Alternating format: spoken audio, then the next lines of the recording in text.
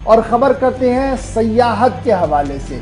सयाहत के 2-3 पिलर्स हैं जिनमें टूर एंड ट्रैवल ऑपरेटर्स अपना एक मुनफरिद मकाम रखते हैं, होटलियर्स अपना एक मुनफरिद मकाम रखते हैं और इस बीच ट्रांसपोर्टर से लेकर दीगर लोग जो सयाहत के साथ जुड़े हैं, चाहे वो हैंडलूम है, हैंडीक्राफ्ट है और दीगर सन्नत के साथ लोग हैं, वो कहीं ना कहीं इस पूरी सन्नत की रूह होती है और अगर एक भी बीमार हो तो ये पूरी सन्नत बीमार मानी जाएगी। लेकिन कल से एक नया हंगामा शहर के अंदर देखने को मिला है और महकमा सयाहत पर भी सवाल उठ रहे हैं और सयाहत से जुड़े होटलियर इंडस्ट्रीज पर भी सवाल उठाए जा रहे हैं। ट्रैवल एजेंट्स यानी ट्रैवल एजेंट्स जो हमारे entire union territory Jammu Kashmir के हैं, उनका मुश्तरका इजलास मुनक्किद हुआ, उसके बाद एहतजाजी धरना भी हुआ और उस दौरान उन्होंने कई संगीन इल्जामात आयद किए हैं। और ये संगीन इल्जामात कहां पर आयद कर दिए गए? कहा कि वादी के ट्रैवल एजेंटों की जिंदगी को अजीरन बनाया जा रहा है और जो उनका रोजमर्रा का काम है कि ट्रैवल और टूर ऑपरेट करवाया जाए, उसे कुछ लोग यानी जो होटल इंडस्ट्री में कुछ लोग बैठे हैं वो उन्हें आउटसोर्स करते हैं या ऑनलाइन पोर्टल पर डालते हैं, जिसकी वजह से मैक्सिमम शेयर जो है वो बाहर चला गया है और इस सन्नत से वाबस्ता जो ट्रैवल एजेंट्स हैं उनके हकूक पर शबखून मारा जा रहा है। Joint coordination committee travel trade की जो है उन्होंने इस पूरे मामले को अनफेयर माना और कहा कि किसी भी तरीके से ये चीज काबिल बर्दाश्त नहीं होगी। एक तरफ से उनका ये इल्जाम है, दूसरी तरफ से ये भी उनका इल्जाम है कि होटलियर मालिकान जो है उन्होंने अपने तरीके से 200 से 300% तक किरायों में इजाफा किया है और फिर जिस तरीके की सर्विसेज प्रोवाइड हो रही है उससे एक बैड इफेक्ट और बैड रिफ्लेक्शन जा रही है, बैड इमेज जा रही है, गलत तासुर बाहर जा रहा है, जिससे सयाहत को और नुकसान हो सकता है। ये एक बड़ा मामला है जी जो हम आपके सामने रख रहे हैं क्योंकि लगातार इस पर गुफ्तगू करना बहुत ज्यादा जरूरी है, क्योंकि मामला जब हम बात कर रहे हैं सयाहत की, जहां मरकज और रियासती इंतजामिया कमरकस कोशिश कर रही है कि ज्यादा से ज्यादा सयाह जम्मू कश्मीर की ओर राग़िब हो, खुद सयाह आ रहे हैं, वहीं पर जो बेसिक इंफ्रास्ट्रक्चर के प्लेयर्स हमारे हैं वो एक दूसरे पर इल्जाम आयद कर रहे हैं और सरकार की खामोशी भी सवालिया निशान इस वक्त बनी हुई है। मंजूर पख्तून साहब इस वक्त हमारे साथ ज्वाइन कर चुके हैं, ट्रैवल ट्रेड के साथ वाबस्ता है और लगातार अपनी आवाज को ये बुलंद कर रहे हैं कई महीनों से और लगातार सरकार के सामने ये बात रख रहे हैं कि देखिए जिस तरीके से आप मामला चलाना चाहते हैं और जिस तरीके से मामला चल रहा है इससे सूरत हाल बेहतर नहीं होगी। मंजूर पख्तून फाउंडर मेंबर है UTF United tourism forum valley के और लगातार ट्रैवल एंड ट्रेड एजेंट के साथ तकरीबन 15 और ऑर्गेनाइजेशन इनके साथ जुड़ी हुई है। पख्तून साहब बहुत बहुत शुक्रिया जी ज्वाइन करने के लिए। ये जो एहतजाजी मुजाहिरा कल हुआ, चूंकि कल और खबरें थी उस वजह से इस पर ज्यादा फोकस नहीं हो पाया, इसलिए हमने आज सोचा कि इस पर बात की जाए ताकि हुकूमती इदारे बाखबर हो कि क्या कुछ हो रहा है और जिस तरीके से वो प्लान कर रहे हैं क्या उस प्लान में कोई कमी या कोताही तो नहीं है। सबसे पहले जानना चाहूंगा एहतजाज की वजह क्या वाकईतन वही चीजें हैं जो कल से आप बता रहे हैं या पिछले कई दिनों से जो आप रखने की कोशिश कर रहे हैं? जी गौर साहब अस्सलाम वालेकुम, शुक्रिया आपका। जहाँ तक कल के हमारे साइलेंट प्रोटेस्ट की बात है, ये हमारी एक लॉन्ग पेंडिंग डिमांड थी जब से ये टूरिज्म यहाँ पे स्टार्ट हुआ। आफ्टर डिकेड्स अच्छा टूरिज्म नजर आ रहा है अभी, तो इसका ये मतलब नहीं बन रहा है कि हम अपनी डेस्टिनेशन को क्रैश करें।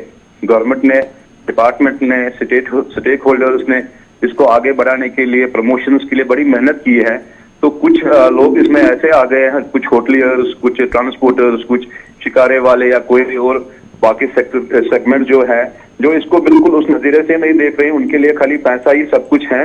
एक डेस्टिनेशन को वो खत्म करना चाहते हैं, सस्टेनेबल नहीं रखना चाहते हैं। तो हमारी डिमांड गवर्नमेंट से यही है, डिपार्टमेंट से यही है कि इसको आप बिल्कुल मॉनिटर कर लीजिए। अगर कहीं कोई रॉन्ग प्रैक्टिस, कोई अनएथिकल प्रैक्टिस हो रही है तो उसको आप रोके, एक रेटिंग फिक्स कर दीजिए।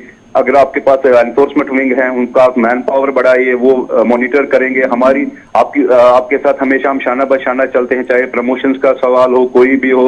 हम as a tour operator, destination promoter होते हैं और हमने इतनी मेहनतें की। जब यहाँ हालात खराब थे, टूरिस्ट नहीं आते थे, तो हम बिल्कुल विद इन द कंट्री हर एक कोने में जाते थे, तो टूरिस्ट उनको यहाँ पे मोटिवेट करते थे लाने में, तो तब हमारा एक बड़ा रोल बनता है टूर ऑपरेटर का। मगर आगे भी हम इसको आगे बढ़ाना चाहते हैं।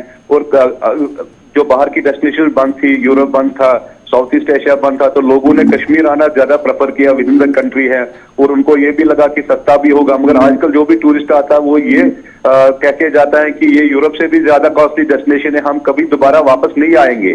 तो इन चीजों को मॉनिटर करना कि कश्मीर एक ब्रांड है, कश्मीर का एक अपना नाम है, इसको कैसे हम बचाए, इसको हम एक ही बार में खत्म नहीं करेंगे, क्योंकि ये सदियों से चलती आ रही है डेस्टिनेशन, टू एक मानी जानी डेस्टिनेशन है with in the country, outside the country. तो अब कुछ हमारी जो ये होटलियर भाई है, इनकी अपनी एसोसिएशन से हम इनकी नोटिस में लाया है, ये अपने मेंबर्स के साथ बैठे, उनको देखे, उनके साथ ये एक बार बैठ के बात करें कि कहाँ पे क्या हो, किस प्रोडक्ट का हमें क्या करना है, कि कौन सी रेटिंग करनी है। तो ऐसे अच्छा जी, मंजूर पख्तूनख्वा बड़ा इंपॉर्टेंट, आपने रेटिंग की बात कही, आपने दीगर बातें कही। मैं जरा एक चीज आपकी नोटिस में लाना चाहता हूँ। मेरे पास जो इतलात है और बड़ी आसान इतला है ये कि 12 मई को, 11 और 12 तारीख को डिपार्टमेंट ऑफ टूरिज्म ने बाज़ाब्ता तौर पर जो उनका इन्फोर्समेंट विंग है, उन्होंने कई बड़े होटल्स पर छापामारी की है और जिसके बाद ललित, ताज और दीगर लोगों पर छापामारी हुई और जिस दौरान ये पता लगा कि उन्होंने जी रेट्स बढ़ाए थे, अपनी मनमानिया रेट्स की, और उन पर जुर्माना भी आयद कर दिया गया। तो कहीं ना कहीं जो आपकी आवाज़ थी, जो आपकी बात थी, उस पर तो संजीदगी के साथ पहले ही डिपार्टमेंट काम कर रहा था। क्या सिर्फ यही एक मामला है कि जनाब रेट्स बढ़ रहे हैं जिसकी वजह से प्रॉब्लम हो रही है, या ये जो आउटसोर्सिंग का मामला आप बता रहे हैं कि जनाब होटल्स आउटसोर्स कर रहे हैं, ऑनलाइन सारा कर रहे हैं, उसकी वजह से हमारे ट्रेड पर फर्क है? बुनियादी मामला क्या है जी? देखिए, दो चीजें, जैसे मतलब अभी आपने कहा कि कुछ एक दो दिन पहले वो जो एक ड्राइव हुई थी डिपार्टमेंट ने की थी, ये हमारी पहले से ही डिमांड थी। 3-4 महीने पहले से ही हम इनके साथ इन टच में थे। डिपार्टमेंट से हमारी मीटिंग्स रेगुलरली होती रहती है, हम उनको अपना फीडबैक देते हैं, वो हमसे फीडबैक लेते हैं डेस्टिनेशन को कैसे प्रमोट किया जाए। तो रिसेंटली जो एक उन्होंने ड्राइव की थी विद देयर एनफोर्समेंट विंग, अच्छी बात है, अच्छा इनिशिएटिव है। हम कहते हैं कि ऐसी चीजें आगे बढ़नी चाहिए। जब एक के साथ मतलब कुछ ऐसा हो जाए कि उनको लगे कि नहीं रॉन्ग प्रैक्टिस हो रही है, तो दूसरा उसे सबक सीखेगा। जब कोई लगा भी नहीं रहेगी तो कोई मानता नहीं एक दूसरे की बात। वो कहता जब उसके साथ कुछ नहीं हुआ तो मेरे साथ कोई प्रॉब्लम नहीं होगी। जहां तक ऑनलाइन पोर्टल्स की बात है, वो बड़ा ह्यूज इन्वेस्टमेंट यहाँ पे करते हैं। वो 2 करोड़ 3 करोड़ एक होटल को देते हैं। जो यहाँ का लोकल टूर ऑपरेटर है उसके पास उतना कैपिटल होता नहीं है, क्योंकि कोविड के बाद जो आपको पता है कि हालात खराब थे, लोगों के पास कैपिटल नहीं बचा था, जो खासकर टूर ऑपरेटर के पास बिल्कुल बिजनेस भी नहीं था। और हम एम्प्लॉयमेंट भी जनरेट करते हैं। हम हमारे ऑफिस में, किसी ऑफिस में 4 लड़के, किसी में 5, किसी में 10। तो इन जनरल ये एक बड़ी मतलब जो फैमिलीज है इसमें इन्वॉल्व होती हैं। 3-4 हजार टूर ऑपरेटर्स ऑलरेडी रजिस्टर्ड हैं डिपार्टमेंट के साथ, तो उनके भी रोजी रोटी का सवाल है। तो हर एक के पास करोड़ों रुपया नहीं है, वो होटलियर को पहले एडवांस देके रखे और अपनी इन्वेंट्री वहां पे रखे। हम चाहते हैं कि बाहर के लोग, मतलब जो ये होटल्स हैं, वो आए, मगर वो लोकल्स के थ्रू यहाँ पे काम करे। जैसे I am the stakeholder या बाकी साथी जो हमारे यूनाइटेड फोरम के मेंबर्स हैं या बाकी टूर ऑपरेटर्स हैं, आना तो उनको कश्मीरी है, मगर ऐसे Kashmiri as a local tour operator और विद इन द वैली जो हमारे बाकी लोकल थे उनको बेनिफिट मिलेगा। तो ऐसे क्या होता है, वो बाहर से अपना किचन भी साथ लाते हैं, खाना भी लाते हैं, वहीं से सब कुछ लाते हैं। तो हमें यहाँ पे कोई सर्विस उनको देने का मौका नहीं मिलता है। वो होटल भी डायरेक्टली करते हैं। हम चाहते हैं ज्यादा से ज्यादा एम्प्लॉयमेंट लोकल्स को मिले। तो ये ऑनलाइन पोर्टल अगर लोकल टूर ऑपरेटर्स के थ्रू काम करे तो उनको कश्मीर आना ही, हमें भी ये बिजनेस होटलियर हाउस बोट कोई देना है, ट्रांसपोर्टर कोई देना है, मगर उसमें लोकल्स की इन्वॉल्वमेंट हो जाए, जैसे लद्दाख में है। लद्दाखियों ने एक अच्छा प्रेसिडेंट बनाया है कि पहले उनके अपने लोगों को बेनिफिट होना चाहिए, फिर बाद में वो बिजनेस करना चाहते हैं। तो एक मैं कहता हूँ यहाँ पे भी एक ऐसा सिस्टम होना चाहिए कि अगर बाहर के पोर्टल्स हैं वो यहाँ के टूर ऑपरेटर्स को इन्वॉल्व करें, जैसे हुआ करता था पहले, वो लोकल्स के थ्रू ही काम करते थे।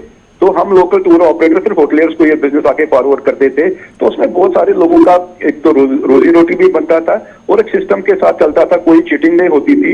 As a ground handler, as a ground tour operator हम फिर आंसरेबल होते थे अपने टूर ऑपरेटर्स को भी। आजकल पता ही नहीं चलता है ऑनलाइन बुकिंग कहाँ से आई है, किसने की है। ये जो कल आप बड़ा जोर देकर बता रहे थे, बात कर रहे थे कि जनाब जो हमारी मेहमान नवाजी की एक मिसाल है पूरी दुनिया के अंदर, पूरे मुल्क के अंदर, उस पर सवाल या निशान उठ रहे हैं। और ये जो हॉस्पिटलिटी के नाम पर किया जा रहा है जी, ये कश्मीरियत पर सवाल उठेगा और आने वाले दिनों में सयाहत की कमर टूट सकती है इससे। इसके पीछे की मुराद क्या थी जी? बिल्कुल गवर साहब, देखिए जिसके लिए हम अपने आप को बड़ा सिर ऊंचा करके कह रहे हैं कि फख्र से कह रहे हैं we are the best hospitality में माने जाते हैं, मेहमान नवाजी में माने जाते हैं। जब ऑनेस्टली अब जो ये प्रैक्टिस स्टार्ट हो गई है कुछ महीनों से, मतलब पिछले साल से मैं बताऊंगा कि लोग कहते हैं कि नहीं इससे बेहतर हॉस्पिटलिटी और जो लोग मेहमान नवाजी है वो बाहर जानते हैं, मतलब साउथ ईस्ट एशिया, यूरोप या विद इन द कंट्री, मगर कश्मीर का जो हमने नाम सुना था, इमेज था, वो बिल्कुल बिगड़ गई है। क्योंकि हम एक यहाँ पे लोग रिपीटेडली आना चाहते थे सदियों से, मतलब हमारी जो ये चल रही है परंपरा की, अच्छा, लोग मंजूर repeatedly आते थे। पख्तून साहब, क्या सयाहत के जिम्मेदारों के साथ कोई आपकी मशावरत मीटिंग हुई है? उनका रिस्पॉन्ड कैसा था? या सूबाई इंतजामिया के साथ कोई मीटिंग आपकी इस पूरे मामले पर, जो आप ये बात रख रहे हैं सामने कि देखिए रोजगार पर भी फर्क पड़ेगा, फिर सयाहत पर फर्क पड़ेगा, और सबसे बड़ा इशू हमारा कश्मीरियत है, उस पर सवाल उठेगा जी, तो और लोकल जो एंटरप्रेन्योर्स हमारे थे उनकी कामकाज में बुरा, क्या ये सारी चीजें रिफ्लेक्ट स्टेट गवर्नमेंट के साथ की गई हैं? उनका क्या कुछ रिस्पॉन्ड है? बिल्कुल सर, पहले दिन से ही मतलब हमने ये एलजी साहब की नोटिस में भी लाया था, बहुत पहले, मेरे को लगता है अब साल भर हो गया। उसमें जो हमारे स्टेक होल्डर, जो मैंने बोला आपको होटलियर से, उनके साथ हमने मीटिंग्स की। तो सारे होटलियर्स मैं नहीं कहूंगा कि इसमें इन्वॉल्व हैं, मतलब कुछ ऐसे हैं अभी भी जिनकी वही मेंटेलिटी है, वही रहन है कि नहीं टूरिज्म को कैसे बचाया जाए, कैसे रेट्स फिक्सिंग की जाए। तो मेजॉरिटी ऑफ जो नए होटलियर्स इसमें आए हैं उनके लिए पार्ट टाइम जॉब भी है। वो माइंड नहीं करते हैं कि टूरिज्म बचे ना बचे, उनके लिए पैसा मायने रखता है बहुत सारों के लिए। तो इसकी वजह से जो लोकल्स हैं उनका रोल खत्म होता जा रहा है। हमने ये उनकी नोटिस में भी लाया है, हमने डिपार्टमेंट की नोटिस में भी लाया, हमने हाई अथॉरिटीज की नोटिस में भी ये लाया, हमने उनसे मीटिंग्स की, मेमोरेंडम्स दिए उनको कि इस डेस्टिनेशन को बचाए, रेट्स फिक्सिंग की जाए। वो है हमारे पास 4 सीजन से 4 सीजन की रेट्स कम से कम हमारे पास दीजिए। यहाँ आए दिन 5 दिन 10 दिन बाद होटल रेट्स चेंज हो जाती है।